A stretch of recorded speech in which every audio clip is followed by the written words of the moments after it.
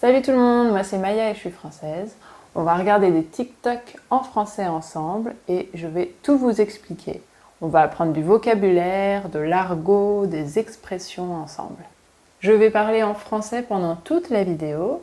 On a des sous-titres en français et en anglais si vous en avez besoin. Je viens de voir ça dans des commentaires et je trouve ça incroyable. Il y a un gars qui dit vraiment une grosse connerie.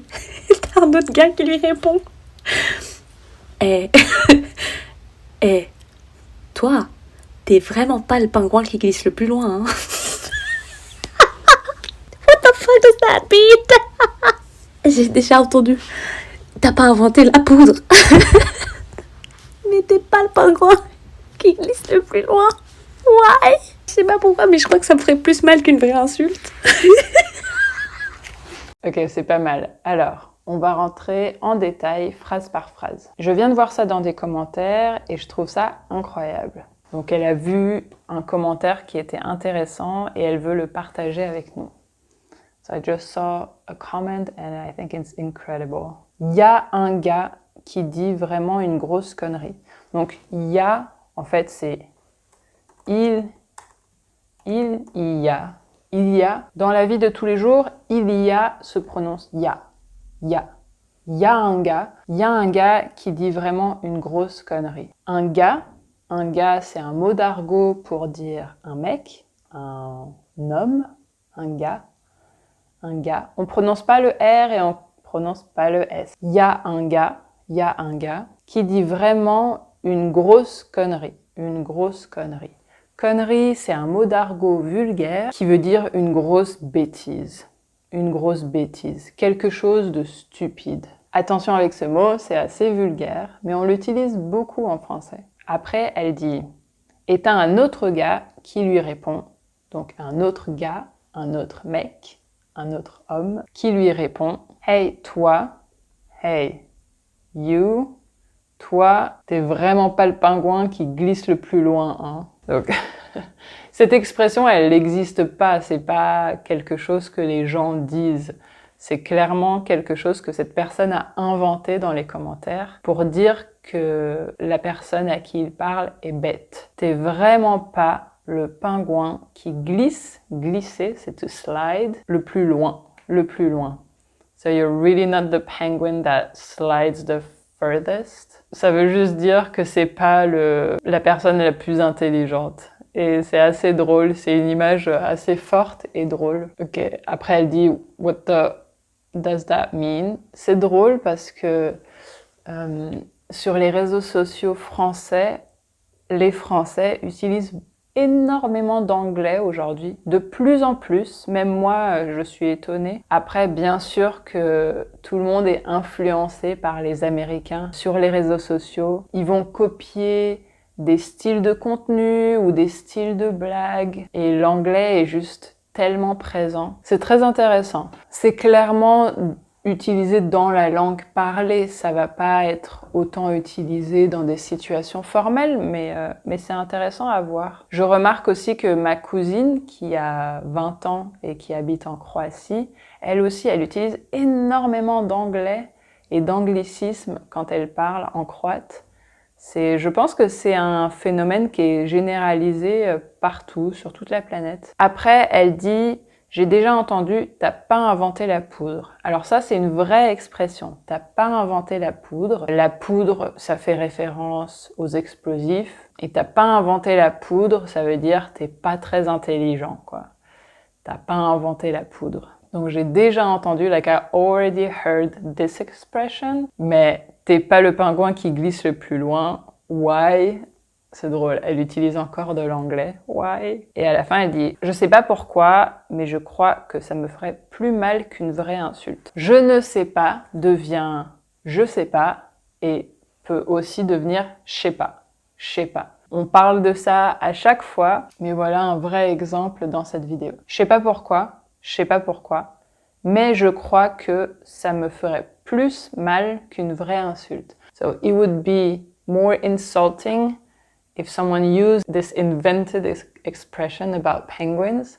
She would find that more insulting than a real insult. Elle trouverait ça plus insultant, cette expression, qu'une vraie insulte. Ok, vidéo suivante.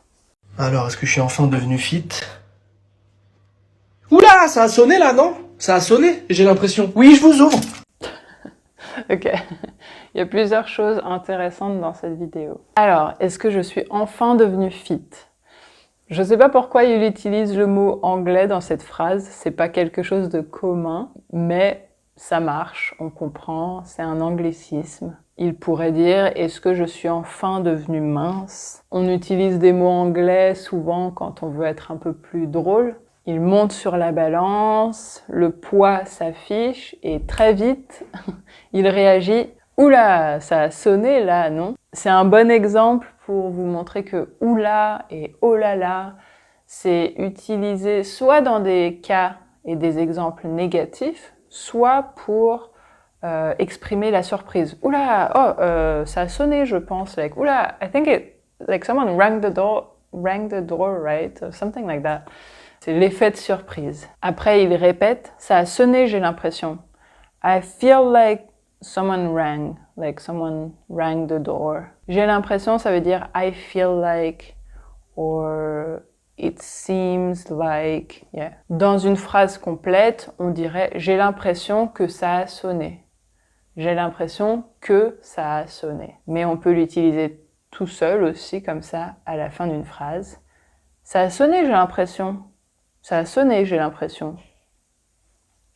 Et après, il invente un dialogue et dit « Oui, oui, je vous ouvre », comme si quelqu'un avait parlé derrière la porte. « Oui, je vous ouvre. Ok, I'll open the door for you. » Il dit « vous » parce que il ne connaît pas la personne de l'autre côté de la porte. Donc, quand on ne connaît pas une personne, on les vouvoie. On utilise le vouvoiement.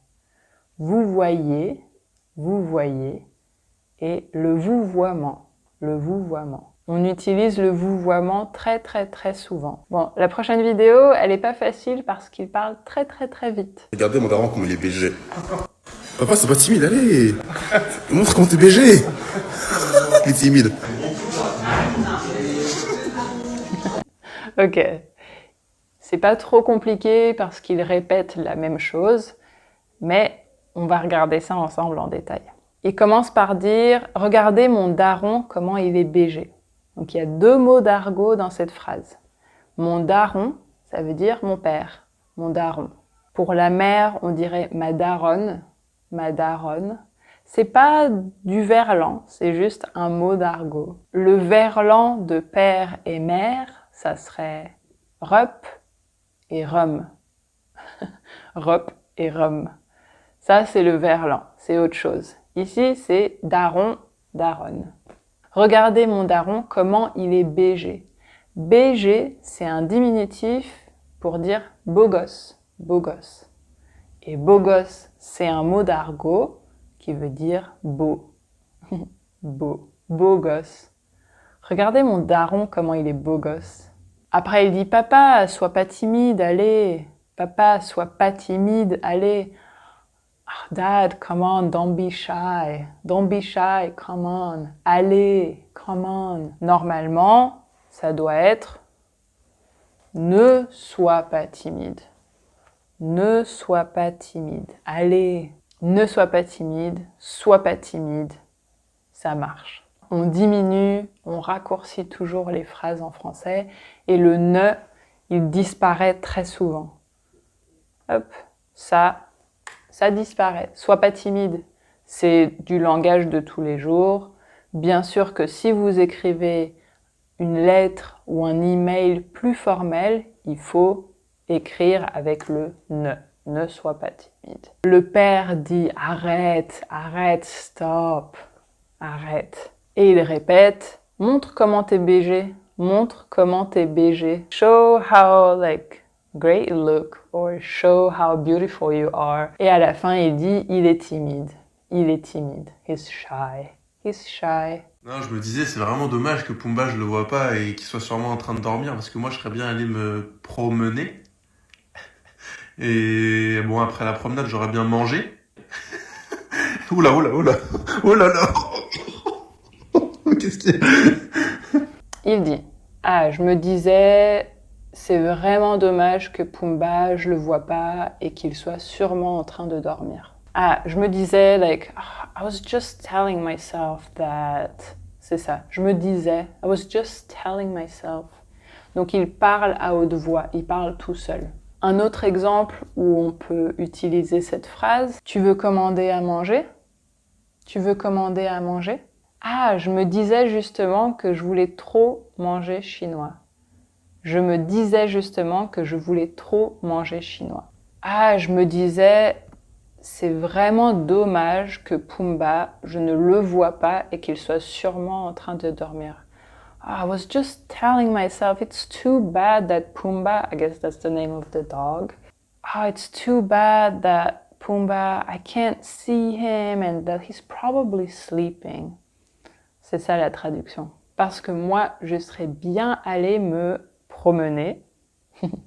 Because me, parce que moi, je serais bien allée me promener. Ce morceau de phrase-là, on l'utilise pour dire I would have loved to do something. So, I would have loved to go on a walk in this example. Je serais bien allée me promener. Je serais bien allée me promener. Je serais bien allée prendre un verre ce soir. Je serais bien allée prendre un verre ce soir. Donc cette phrase-là, c'est pas facile. C'est utilisé assez souvent dans la langue de tous les jours. C'est quelque chose de très informel. Je serais bien allée me promener. Like, oh, it's too bad that Pumba is sleeping. I would have loved to go on a walk, but I guess we can't. C'est un peu cette idée-là. Et bon, après la promenade, j'aurais bien mangé. J'aurais bien mangé. Here, ici, j'aurais bien mangé. Ça veut pas dire I would have eaten well. Here, he means I would have liked to eat something. It would have been a great idea to maybe eat something. J'aurais bien mangé. J'aurais bien mangé. C'est très subtil, c'est pas facile. C'est dans le contexte qu'on comprend ça. Quand il y a le mot bien, voilà, ça ne veut pas forcément dire j'aurais bien mangé, like I would have eaten so well. Ça ne veut pas dire ça dans cette situation-là. Ça veut dire it would have been a great idea to eat something. C'est subtil, hein, c'est pas facile. Le chien, bien sûr, se réveille quand il entend les mots promener et manger, surtout le mot manger. Le mec dit « Oula, oula, oh là là, oula, oula, oh là là ». Encore une fois, un exemple où oula et oh là là sont utilisés pour exprimer la surprise. Oula, oula, oh là là, ok. C'est pour vous montrer que oula et oh là là, c'est assez rarement et voire même jamais utilisé pour dire quelque chose de sexy. C'est très rare. C'est très, très, très, très rare. En général, c'est tout le temps utilisé pour exprimer la surprise ou une surprise négative. Mais ici, c'est juste une surprise. Oula, oula, oh là là. Qu'est-ce qu'il y a? Qu'est-ce qu'il y a? What's going on? Like, what's up? What is it? Qu'est-ce qu'il y a? What is it? What is it? Je voulais aussi commenter un petit détail sur la vidéo parce qu'il a écrit comme ce que le chien pense. Il a écrit quelque chose au-dessus de la tête du chien. Et il a écrit « Puis-je » Puis-je? Il y a deux choses. En fait, c'est pas correct. Jouis, pour dire « j'entends », il faudrait un « e ». Mais en fait, ça, c'est pas le présent. Donc, normalement, ça devrait être « quage ». Ça, c'est la première correction. Mais ce qui est intéressant ici, je voulais vous montrer que les inversions dans les questions, comme ça, par exemple, puis-je faire quelque chose, c'est un français tellement extrêmement formel, on ne l'utilise vraiment jamais, ou alors très très très rarement. Et c'est tellement formel et tellement rare de l'utiliser que c'est aujourd'hui un peu une blague. Quand on l'utilise, ça peut être sarcastique ou ça peut être utilisé dans un contexte de blague. Et ici, c'est drôle d'avoir un chien qui parle de manière si formelle. c'est une blague en fait. Donc voilà, c'était une petite subtilité que je voulais vous expliquer. Je sais que pour les anglophones, pour vous, c'est tellement plus facile d'utiliser les inversions parce que ça ressemble à l'anglais. Can I? Puis-je? Right? Mais la réalité, c'est qu'en français, on parle vraiment pas comme ça, surtout pas dans la vie de tous les jours, jamais. On peut l'utiliser dans une forme écrite, vous allez le trouver dans des livres, dans la littérature, et vraiment, peut être utilisé dans des situations extrêmement formelles qui sont très rares. Donc voilà, c'était un petit détail que je trouvais intéressant culturellement. Voilà, c'est tout pour cette vidéo. C'était hyper intéressant, j'adore mettre de côté des vidéos TikTok pour vous les expliquer. Il y a plein de mots d'argot et de petites références culturelles intéressantes. Si vous avez des questions, laissez-les dans les commentaires, comme d'habitude. Sinon, vous pouvez nous suivre sur Instagram, on est très présent là-bas. Vous pouvez nous aider sur Patreon si vous voulez, bien sûr. Pas de pression, hein. Vous pouvez vous abonner ici, nous laisser un commentaire, laisser un pouce bleu. Ça nous aide beaucoup, ça aide l'algorithme à voir qu'on est présent et que vous aimez ce qu'on fait. Et ça nous aide à savoir ce que vous aimez dans nos vidéos aussi, bien sûr. C'est tout pour cette vidéo et je vous dis à la prochaine. Salut, bye bye!